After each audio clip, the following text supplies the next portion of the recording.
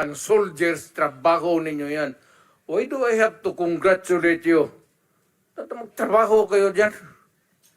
So you do not confirm na tinawagan niyo si I do Senior not- Superintendent Padilla? I only congratulate people with who itong mga police daw graduate with honors kasi nagtuturo ako sa Police Academy. May congratulatory message ako.